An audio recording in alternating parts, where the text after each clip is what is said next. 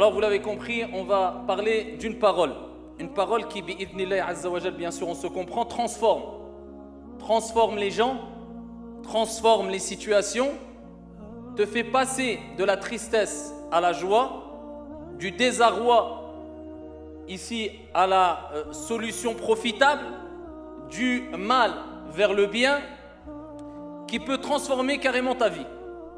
Et qui transforme et qui peut transformer bi'idhnillahi azza wa jal chaque situation délicate, difficile, dure, pénible que tu rencontres tout au long de ta journée.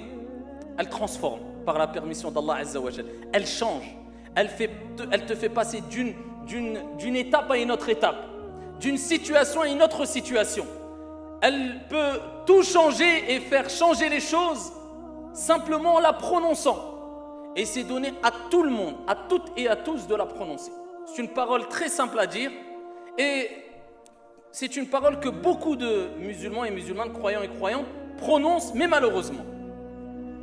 Je ne dirais pas beaucoup, mais certains, pour rester positif. Certains soit la prononcent mal, ou soit ils n'ont pas compris qu'est-ce que vraiment cette parole. Je ne dirais pas ils n'ont pas compris les trésors que renferme cette parole, tout simplement parce que le prophète alayhi salatu wassalam a rappelé que cette parole en elle-même, kanzun min kunuzil jannah, la parole en elle-même, c'est un trésor parmi les trésors du paradis. Donc, ce n'est pas assez complet le fait de dire elle renferme des trésors. En elle-même, c'est un trésor. Plus que cela, le prophète a dit c'est un trésor parmi les trésors du paradis. Cette parole-là n'est autre que la hawla wa la quwwata illa billah. Alors dans cette parole-là, on retrouve ici deux choses essentielles qu'on retrouve dans la parole qui est la ilaha illallah, kalimatut tawhid, la parole d'unicité. Celui qui prononce cette parole, la ilaha illallah, c'est-à-dire qu'il reconnaît pertinemment avec certitude, sans aucun doute, qu'il n'y a nulle divinité qui mérite d'être adorée en dehors de notre Seigneur l'unique, Jalla fi'ula. Eh bien celui qui vit avec cette parole et qui meurt avec cette parole, il rentre au paradis, comme le prophète alayhi salatu wassalam l'a rappelé. Et la hawla, ce n'est pas la hawla. Alors ici je rectifie un peu. Certains quand ils prononcent ils disent la hawla wa la quwwata illa billah. La hawla, et il faut bien prononcer les invocations et les évocations pour qu'ils aient de l'impact.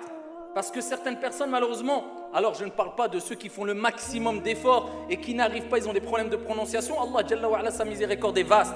Et Allah Jalla wa ala nous dit dans le Coran la yukallifu Allahu nafsan illa wus'aha. Et Allah dit fattaqullah mastata'tum.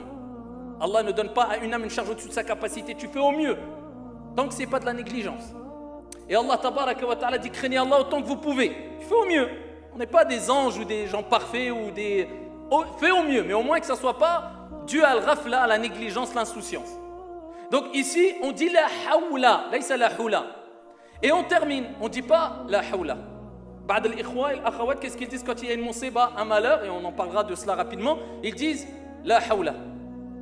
L'air de dire, je veux dire la hawla wa la quwwata illa billah. Et wa kammil, termine, dis la hawla wa la quwwata illa billah. Pourquoi? Parce que là tu es en train de dire, il n'y a pas de transformation, il n'y a pas de changement, il n'y a pas de force.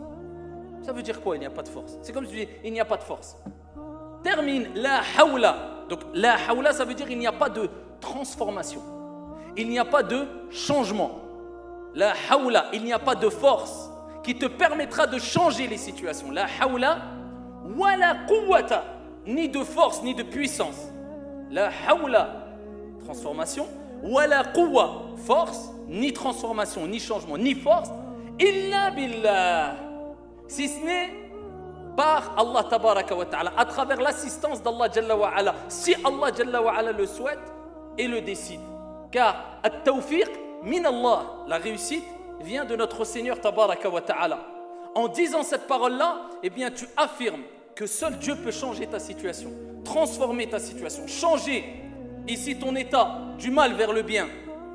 Et tu ne peux utiliser ton corps, tes membres, tes sens, avoir de la force pour ce changement, si ce n'est si Allah tabaraka wa ta'ala te permet cela et transforme ta situation Jalla fi'ula. La hawla wa la quwwata illa billah.